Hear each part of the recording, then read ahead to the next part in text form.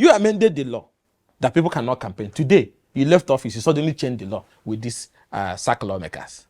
You made the law that contractors can be mobilized almost over 50% or thereabout. You left office, you turn around and change the law that it shouldn't be more than 10%. You made the local government law. You conducted that election for 3 years. Then when you're about to leave, you change the local government law that they can remain in office pending whenever. Do you, as a Nigerian, think that is this an improvement in our democracy? Is this the legacy we should leave for our children? This era has been known for, restlessness, commotion, confusion. That is his contribution. He doesn't contribute more than me and other people in the party.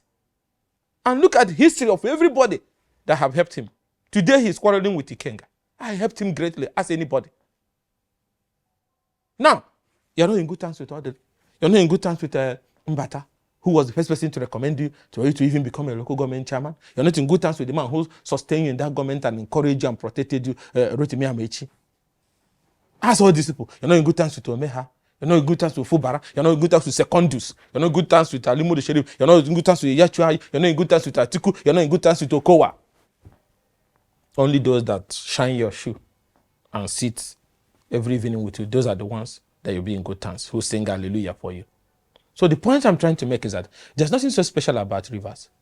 It is about the personality of the man, that he wants to instill this culture of he can do it the way he likes, he can shake anybody he likes, he can bring commotion anytime he likes, he can do anything he likes, and that nobody can talk to him, nobody can tell him to stop. Our generation will not want that. We will not tolerate that. What he's doing is affecting our party. That is the interest. Because in order to perfect what they are doing in Rivers, they will need to capture Abuja, the soul of our party. And that is why the national leadership of the party looked at a list that is led by members of APC and approved it in the middle of the night as caretaker for our party in Rivers and Cross River and other places.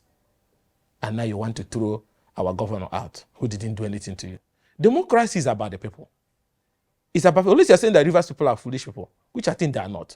So their vote did not count. It was only you. It wasn't only you. One man cannot make democracy. It's government of the people, for the people, and by the people. It's not his property. And if anybody that say he wants Nigeria to move forward sees back and said, because he put Fubara in office, so therefore the key to governance of Rivers should be delivered to him. I ask you, is that improvement in democracy? Is this how New York was built? Is this how London was built? Is this how Dubai was built? That those who finish their term and go, those after them surrenders the key to them. Who did he surrender his own key to? He was the king of all kings. Now it was time for you to step down. You still want to be king even while you are out. And they said the only reason why you should be giving that key to the governance of the state is because he helped him to come to office, because people in Rivers does not matter. They don't exist. They are dummies. You are the only one that owns that state. Were you there? Were you the one who fought for the creation of that state? Odele has ruled that state. Left.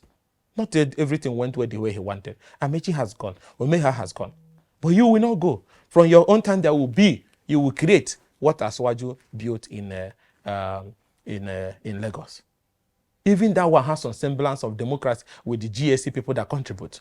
But this one will be only you. We say it's wrong. I'm a member of the People's Democratic Party. Edo, Rivers, Bayelsa, Delta, Akwa Ibom, they are part of the heartbeat of our party. Any attack there, you'll be rest assured that as a defender of our party interest, I'll be in the front against that person. Sure, the entire opposition family. That's why we're also intervening in Kano, where we believe that it's high time that the president calls his forces to order in Kano before they burn down our democracy with what is happening in Kano. Because we want democracy to survive. We don't want the level of hardship and economic pain in the country is so much that any violent uprising from any of these axes can throw this country to uncontrollable crisis. We now have a repeat of the 60s and the 83s, where constitutional governance collapsed because people at the federal center were using the police and the judiciary interfering in those states, and the thing blew up. We don't want that to happen. That's why we're saying stop them, because none of them, both the actors in Kano and the actors in Rivers, is fighting for Tinubu. They are fighting for political power. They are fighting to regain their political control and interest for advancement of their personal interest. There's nothing Rivers in it. If it's about Rivers, why are you changing the procurement law from over 50% to 10% so that the government cannot mobilize contractor? If it's about Rivers, why are you changing the laws about the public use of public institution? Why are you extending the tenure of local government chairmen beyond their constitutional 3-year term? Why are you serving an impeachment to somebody who has not committed any impeachable offenses? All his commissioners were chosen by you. Everything in that government was chosen by you. The structure with which the government was running was chosen by you. The contract that was existing when he came was you. So what offense has he committed?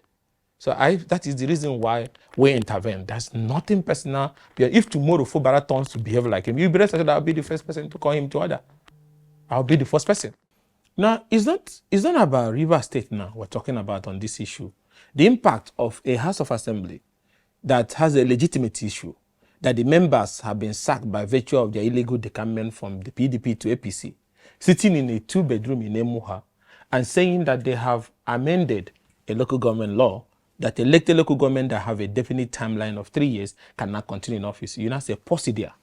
Why do I say pause it there? It means that one day, the House of Assembly of a state can extend the tenure of a governor under one stupid reason. Then the National Assembly can also wake up one day and under a flimsy excuse extend the tenure of the president. That in democracy, time limit, tenure limit is sacred, it's sacrosanct. You don't go near it. Except like the nation state is at war. Everybody is dying today. If not, you don't go there. Or else you're going to create an autocratic leader out of that situation. You don't do that. And that is why Anna said, first of all, there's even no extension. And I need to educate them. The so-called illegal amendment that they did said by a resolution. As of the midnight that their tenure expired 17 June or thereabouts, the House of Assembly was not existing, and neither did the House of Assembly, even their illegal sitting, there was no illegal sitting to have said they have passed a resolution to have extended their tenure. Secondly, they said if the government refuses to swear them in, a magistrate can do that. There was also no magistrate that swore them in at the expiration of the tenure. So that tenure have expired. So whatever is the judgment they're expecting from appeal court cannot bring them back because there's no tenure. There's no tenure here. Yes, there was an amendment that you did illegally, which the court have nullified. But why during the pendency of the suit, your tenure expired? The House of Assembly did not pass a resolution.